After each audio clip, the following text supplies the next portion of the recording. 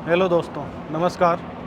तो आज मैं आपके लिए एक फ्रीडम के बारे में जानकारी लेके आया हूँ। जैसे इंडिया में आदमी को कितना फ्रीडम है और कुवैत में आदमी को कितना फ्रीडम है। तो जैसे इंडिया में अपने आधार कार्ड होता है, वैसे यहाँ पे सिविल आईडी होता है। यहाँ का लोकल सिविल आईडी बनता है आपका। तो इंडिया में अपन कहीं पे भी जा सकते हैं, अपने इस पास में आधार कार्ड नहीं है तो भी आपका चलेगा।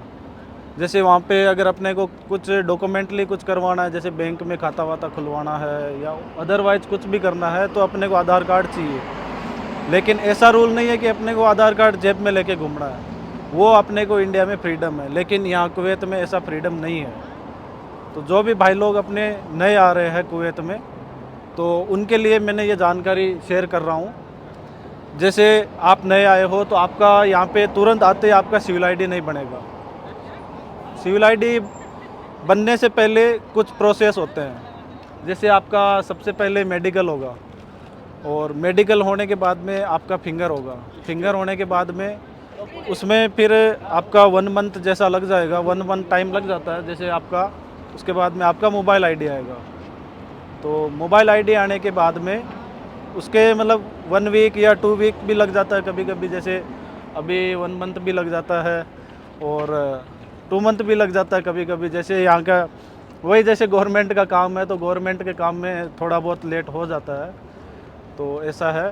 तो आपका जैसे सिविल आईडी आ जाता है तो उसके बाद आप फ्रीडम से यहाँ पे घूम सकते हैं। हाँ, उससे पहले कि कई आदमियों का सवाल रहेगा कि हम तो नए नए आए हैं लेकिन हमें राशन लेके आना है, तो वो हम कैसे लाएंगे, मार्केट नहीं जा पाएंगे। तो उसके लिए मैं आपको बताता हूँ। उसके लिए आप जैसे कंपनी में आए हो या फिर किसी होटल में आए हो, तो आपका जो मालिक रहता है वो आपको आपका जो पासपोर्ट है वो लेता नहीं है, वो आपके पास में रहता है पासपोर्ट।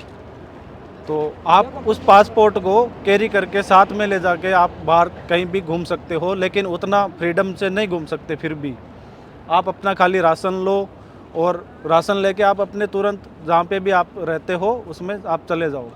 क्योंकि अधिकतर जैसे चेकिंग हो जाती है, और यहाँ पे चेकिंग जैसे कुछ इन्फॉर्मेशन, कभी कभी इन्फॉर्मेशन होता है कि यहाँ चेकिंग होगा, और कभी कभी बिना इन्फॉर्मेशन के भी चेकिंग होता है। सरप्राइज चेकिंग भी हो जाता है। तो जैसे आप मॉल में हो और आपको पता भी नहीं कि मॉल के बाहर कब पुलिस आ गई और कब यहाँ पे चेक करने लग गई, तो आप जैसे ही मॉल से बाहर निकलोगे आपको पूछेगा कि आपका सिविल आईडी दिखाओ, तो आपके पास सिविल आईडी नहीं रहेगा क्योंकि आपका बना नहीं है। तो कभी कभी और होता है ना कि पासपोर्ट से छोड़ देता है, लेकिन फिर भी पासपोर्ट में क्या है कि पासपोर्ट आपका डुप्लीकेट भी रह सकता है। तो इसके लिए आपको मतलब थोड़ा परेशान दिक्कत हो सकती है। आपको जैसे स्टेशन भी ले जाया जा सकता है, और वहाँ पे आपका मतलब वेरिफिकेशन करेगा, चेक करेगा, ऑल डॉक्यूमेंट चेक करेगा आपके। जैसे आपने कंपनी में आए हो तो कंपनी से भी आपके ऑफिसर को बुलाया जाएगा, और वो फिर आपका बताएगा कि मैं ऐसे बुलाया, और आपका जो भी वीज़ा वगैरह वो दिखाएगा, तभी आपको वहाँ से छोड़ेगा। तो इसके लिए आप ज़्यादा से ज़्यादा मतलब नए हो और आपका सिविल आईडी नहीं आया है, तो आप बहुत कम बाहर जाएं। आप अपना सामान लेना है तो अपना कोई दोस्त है रूम में, कोई पार्टनर है जो यहाँ पे पुराना है, जिसका सिविल आईडी है, तो वो अपना बाहर जाके ले सकता है ऐसे। और आप भी ले सकते हो, लेकिन वही है, थोड़ा सा सावधानी रखना पड़ेगा, आपको थोड़ी परेशानी हो सकती है। और हाँ, अगर आपका सिविल आईडी आ गया है और आने के बाद में भी उसका एक वैलिडिटी रहता है, तो उसमें आपका 1 साल का वैलिडिटी रहता है।